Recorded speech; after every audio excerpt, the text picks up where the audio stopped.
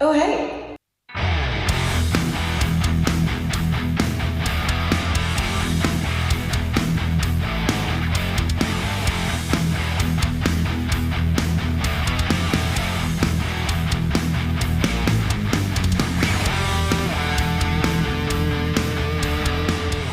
Hey, y'all. I'm Taylor Rowland with TLC Realty Group, and I'm here today with.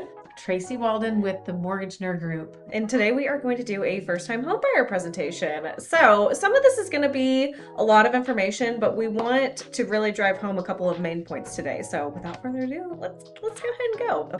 Alrighty, so this is us. These are our beautiful faces. I am part of a team. We are 10 active agents and 3 admin. Not that y'all will really need to know that at this point, but if you do decide to move forward with us in the future, I will introduce y'all to everybody. And obviously, this is beautiful Tracy here. Oh, here's my contact info. All right, here's my contact info. And like Taylor, I'm also part of a team. Most of them are working behind the scenes that you're not going to see, but what is important for you guys to know, for Taylor and for me, is we have a whole bunch of people behind us helping us help you. So we're not doing this alone, and we just wanted you to know that piece. Yeah, I always when I'm talking to buyers, I say you're really getting like a buy one get nine. Like Yeah. there's a lot of us working Mhm. for you. So if I don't know the answer to something, if she doesn't know the answer to something, probably not going to happen. You know the answer to everything. No. But if I don't, someone will. So, and we will give y'all these slides when it's done, so y'all can look it over and see if there's anything you need to screenshot or keep for yourselves.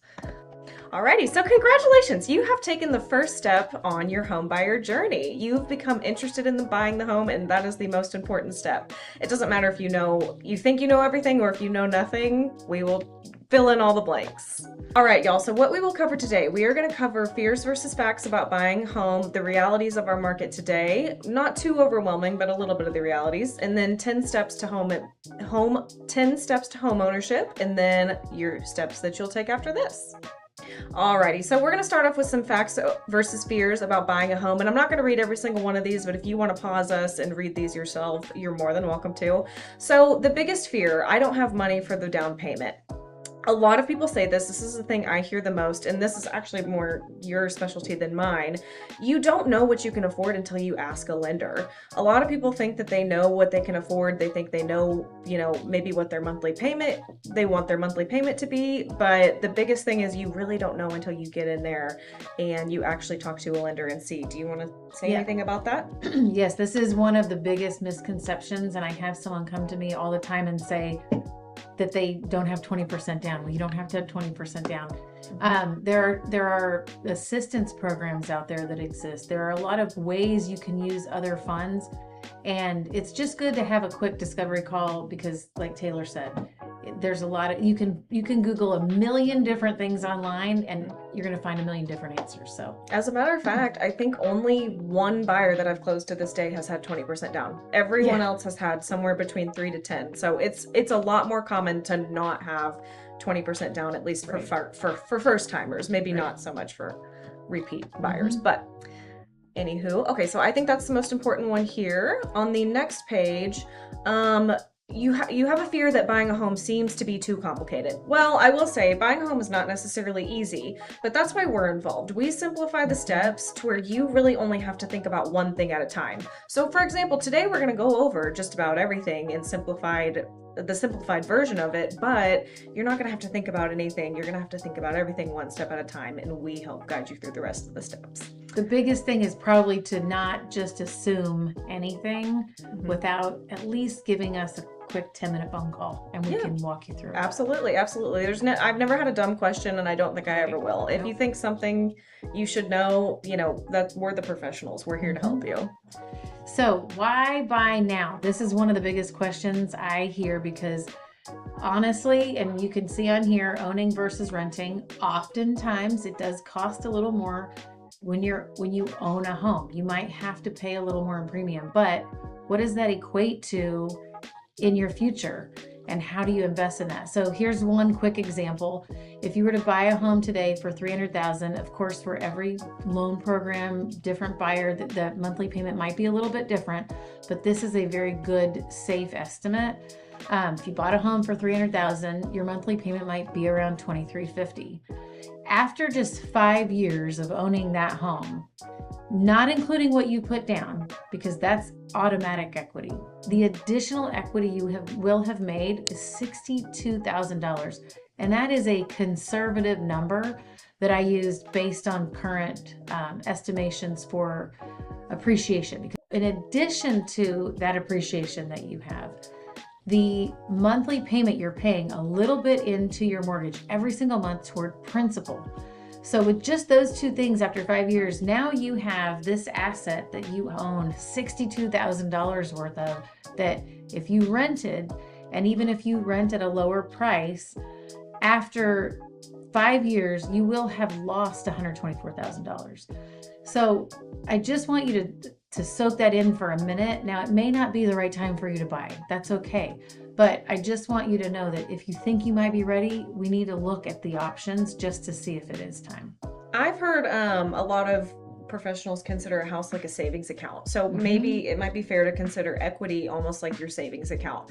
So your savings account in 5 years for buying can be $62,000 versus just putting $124,000 in someone else's savings account. That's a simple way that I think of it when, you know, some people don't know what equity means. Right. I mean, a lot of people do, but some people don't. That's Alrighty. Okay, so here are the simplified steps to home ownership. So step one is decide to buy. That's where you are now, or at least maybe you're approaching that step. So step two, find your agent. Y'all, I would just interview agents, even if it's not me. Interview agents. One of the main things I tell people to look out for is how agents talk about other people.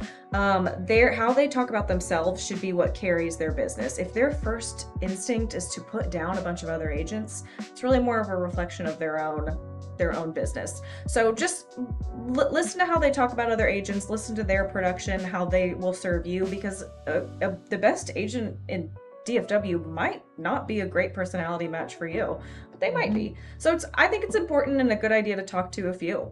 I went into that a lot. So step three, secure your financing. That'll be where you talk to a lender, which honestly, step 2 and 3, you could really do in any order. You could technically find a lender and then find an agent after, or kind of interview both at the same time. And really going to that, like what Taylor said for the agent, you want to talk to a couple different people maybe in the lending side.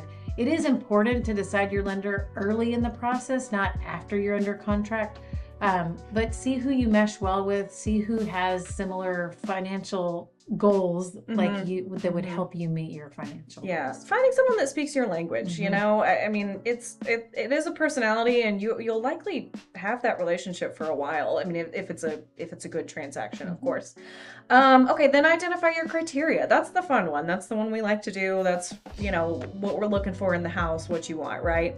Then we're going to do the home searching. That's also the fun part, in my personal opinion. I have met a few buyers that don't love doing that, but most of them love that part, and that's the best part about looking for a house, right? Then we're going to make an offer. That's where you and I are going to work together. We're going to do an offer that makes sense for you, and we can get into that nitty-gritty stuff later. So then the due diligence. Now, this is where a lot of people start to overcomplicate things. We don't want to overcomplicate it too much, but this is going to be the period where we do all of our research and make sure the house is a right fit and decide that we're going to stick with it. Then we close. Yay, we close. That's nothing more to that, really. And then you're going to move in and protect your investment. This is also something we can talk about in the future. Protecting your investment. We'll just give you little tips and tricks to keep your house running as efficiently as possible. And then you can enjoy the service for a lifetime. Like I said, neither of us disappear. We both hang out and keep bothering you, as we say. We don't go anywhere. We both have, you know, events and whatnot, and all kinds of fun stuff for you and your families. Alrighty. Okay, so let's get into the steps just a little bit. We're not going to overcomplicate these. So step 1, decide to buy. That's where we are now. So home ownership lays the foundation for a life of financial security and personal choice. And I do believe that this is true. All right, step 2, find your agent.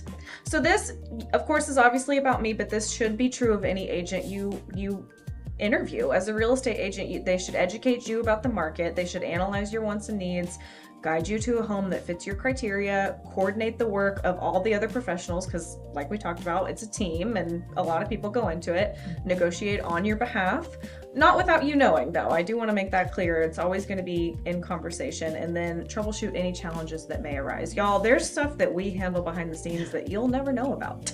Right. And you want it to be that way. All right, the purchasing timeline. So again, this is all stuff that we will go into as time goes on, but once you start working with me, you're going to get your finances in order with Tracy. Then you're going to get pre-approved. Do you want to talk about the pre-approval a smidge?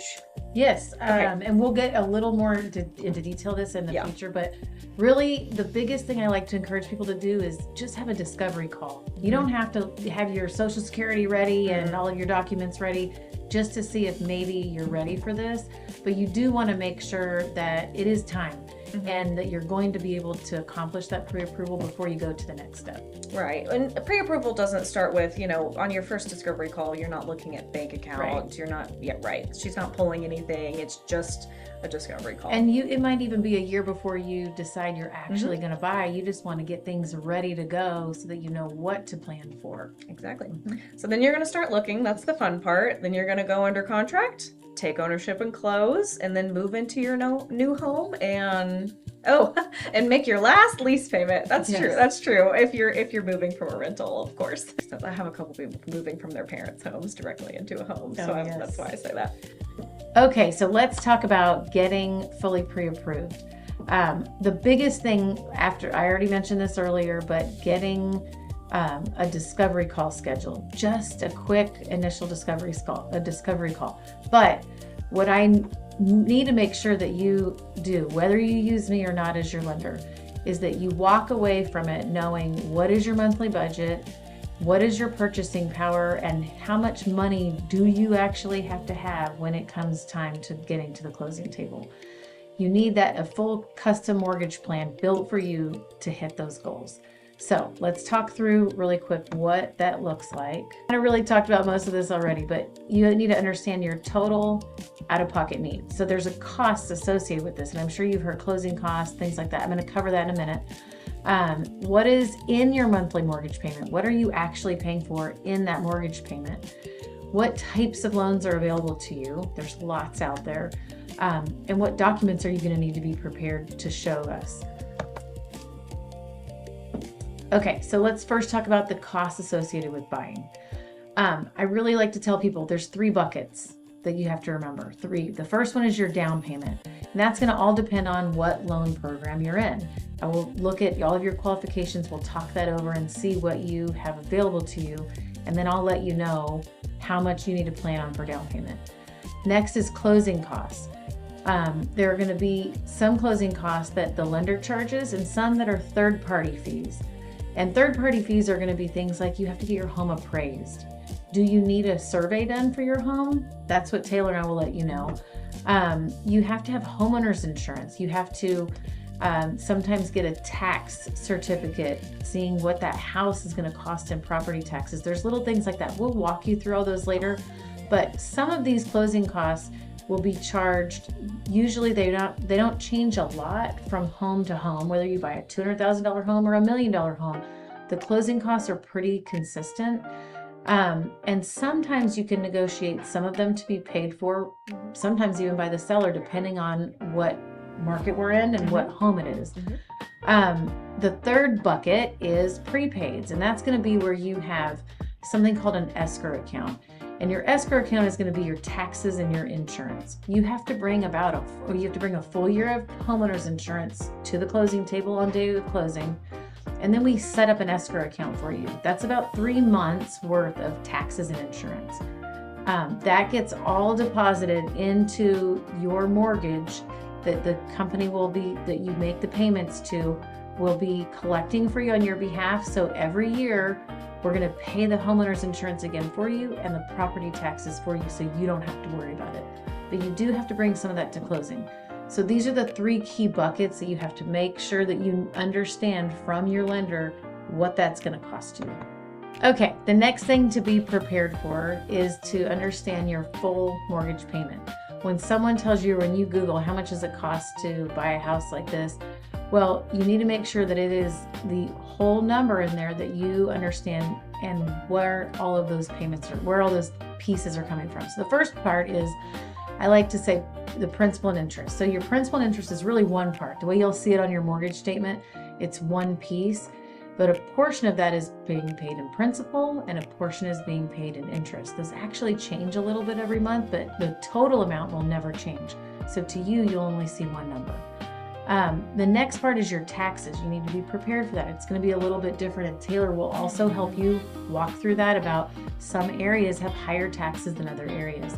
But you need to be prepared to understand what you'll be paying in property taxes. Next, insurance. You get to pick that. You get to work with whatever provider you want, and you get to pick your policy.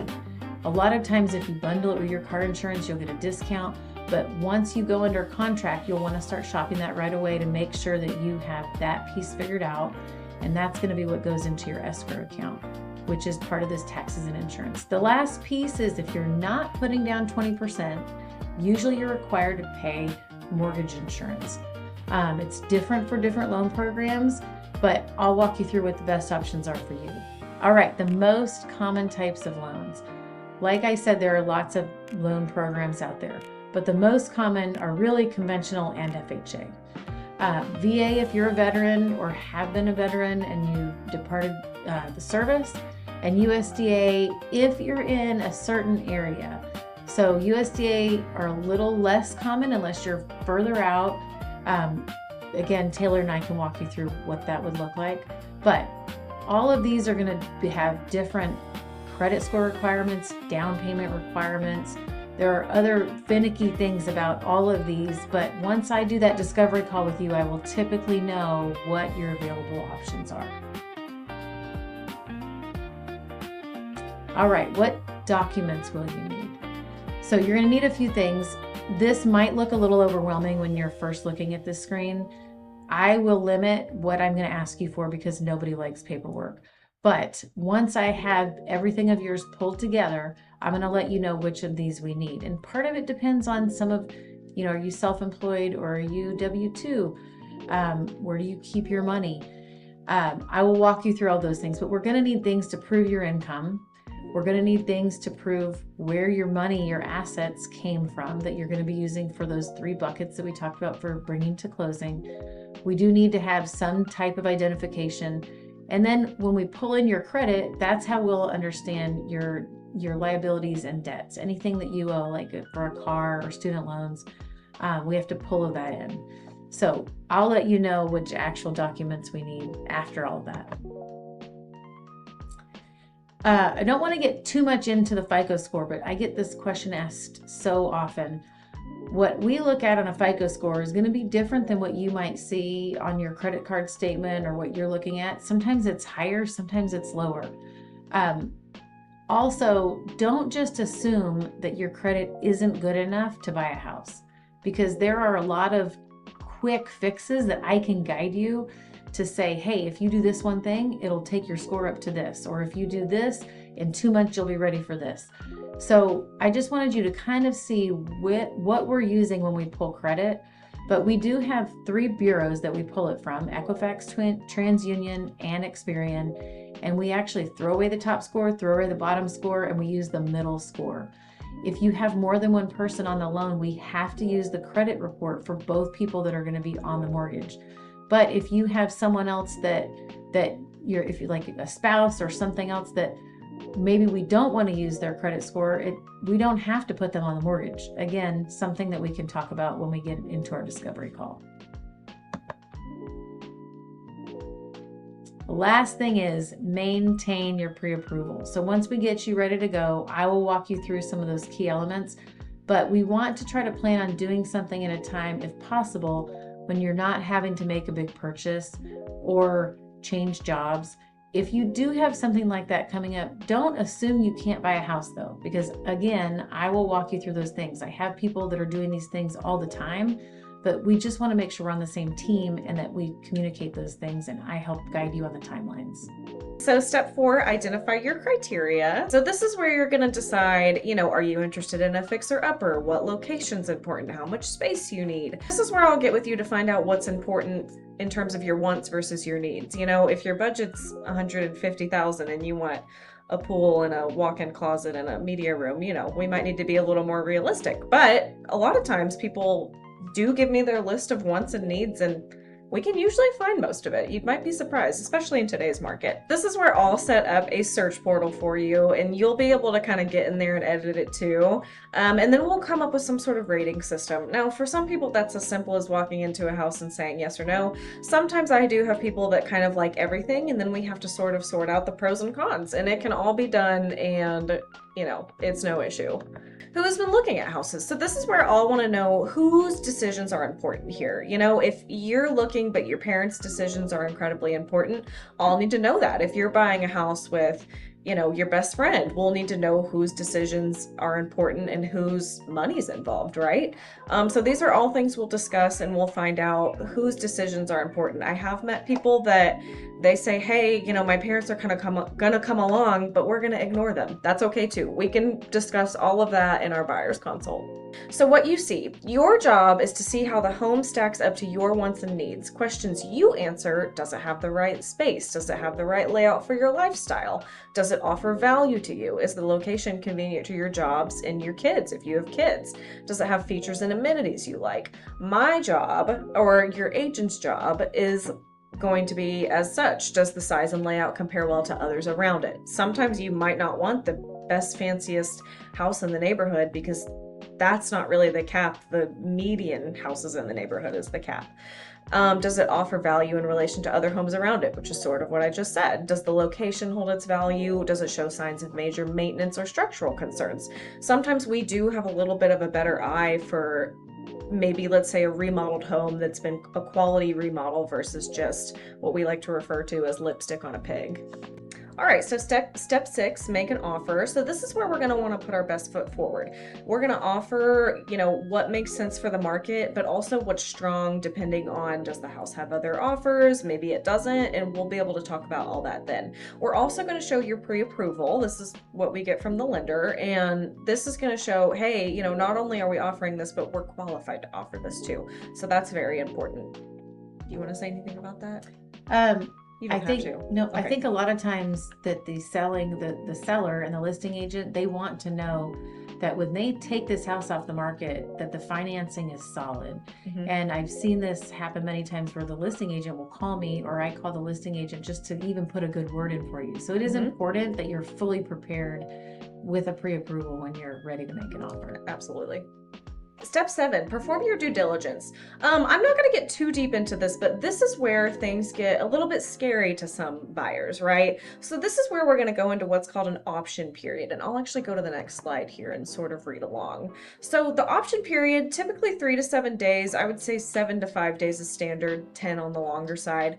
This is where we're going to see if the house has any issues, right? And the issues that we want to look for, a lot of people think, oh, we're going to look at every little thing. No, what we are looking for is the big, what we call the 5 main killers. So that's going to be your foundation, your roof, your HVAC, your electrical, and your plumbing. Now, let's say there is an issue on one of these things. That doesn't mean that we don't want to buy the house, but these are the things that I would absolutely not bend on the seller fixing, right? And that's something, again, we can get into that in more depth in the future. And by the way, these are also things that are going to come up on your inspection report that you're not going to send Tracy. I have had people, she doesn't want to know about that. She does not want to see the inspection report. I've had buyers in the past that think that it goes to both myself and Tracy. It does not. That only goes to me. That stays between us. We don't really want the loan people knowing that there's a possible issue with the home, right? Because that affects your insurance. So anyway, we're going to look for the 5 main things. Inspections almost always look scary, unfortunately, and I cannot upplay that enough. But as long as these 5 things are good, those are the things that we're worried about. Everything else can kind of be fixed. All right, step 8, close. Yay, this one's exciting. This is where we bring out the champagne if you like champagne, and it's all fun and games. A big thing I will say about closing, though, is you're not closed until both parties have signed. There's a lot of people that don't know that. So let's say that you're signing and the sellers are signing later in the day. You're not closed until the seller has signed and then approval has come from the lending side.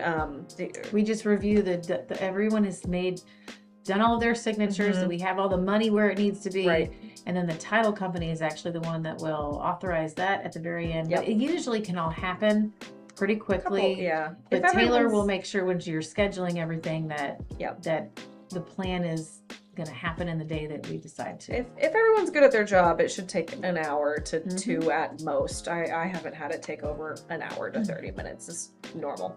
So to pre-close, we're going to budget for the additional expenses, and I'll let you speak about this a little bit too, because we already kind of talked about this. But closing cost 2 to 3% of the sales price. That includes the lender and the title fees, earnest money, option money, all the inspections and the survey, which the earnest money and the option money actually come earlier. But again, we can get into that nitty gritty later. Same with survey. As long as you're pre-approved, you will know from me how much money you need to be prepared to have. And you'll know from our side, from our team, what money is being spent where and when. Mm-hmm. It is all very exact. And unless you're just blatantly ignoring all your phones and texts and emails, you will know what money is going where. Alrighty, so step 9, move in and protect your investment. This is actually information that I like to get a little bit more from the people that do the inspection. That's where their area of expertise is, and most of the inspectors that I work with provide a very good list of common maintenance for your household. So we'll get that from them. That doesn't come directly from me. I guess I could get a copy of it for myself. But anywho, that'll come from them, and it's all, great and good. So the last step is going to be step 10, enjoy the service of a lifetime. Like we discussed, we're not going anywhere. There's a lot of lending things that you can come back from, stuff that I don't even know about. If you want to mention any of that briefly. It is actually kind of funny how much we talk after that you don't realize, even on the realtor side and the lender side. Not because problems come up, but it's just because things that you maybe weren't preparing for, didn't remember. Like, for example, property taxes. The escrow account pays it, but you're going to get a bill in the mail and it's going to look legit, and you're going to think, oh my gosh, what do? I call Tracy. I tell everybody, you're going to forget a lot of these things. You're just going to call me later. And I do annual check-ins. I think Taylor does too. We'll call you when you and just to decide, is your house still working for you how you want it to? Is there anything we can do to help protect your investment financially, or just with any of the things, the things. I've been asked, from people who don't even have a home yet about, hey, rates are high. I don't think that they're ridiculously high, but I understand that compared to 2020, people think that rates are a bit high, and I've been asked about refinancing. That's something you could ask Tracy about at any point, if it makes sense, if and when. We can't tell the future, but who knows? It might make sense someday. So there's all sorts of stuff. Or should I upgrade my kitchen? Would that add value to my home? Taylor can do a CMA. That's a great question too. There's so many little things that will come up, and we're here forever for you. We are here anytime. Too much maybe. I know. But anyway, okay, next step. So make sure to contact us if you have any questions about, real estate or lending. And y'all, seriously, if you think that you're buying in 2 to 3 years from now, you could reach out to Tracy now. If your credit needs help, you can reach out to her now. And, we're here to help. At the end of the day, we are coming from a point of service, and we want to help you move forward the best that you can for your future, home investment and financial investment. I think Taylor and I both are so excited about the next generation of buyers because for so many years, we've seen most of the buyers that have not been first-time home buyers. And so our goal is, especially in the next 12 months, we've decided, is we want to see a lot of new first-time home buyers get into houses. It's a passion of ours, and we're just super excited to help you. Absolutely. We want to bring that first-time home buyer age average back down. Yes, that's my goal with real estate. I think we're at a point where it can start to come back down. For a while it was pretty hard for first-time buyers, and I think a lot of people don't realize that it's a lot more accessible this past 2025 and 2026, really. So we can do it, and we're here to help. So any questions, just reach out. Thank you. Bye.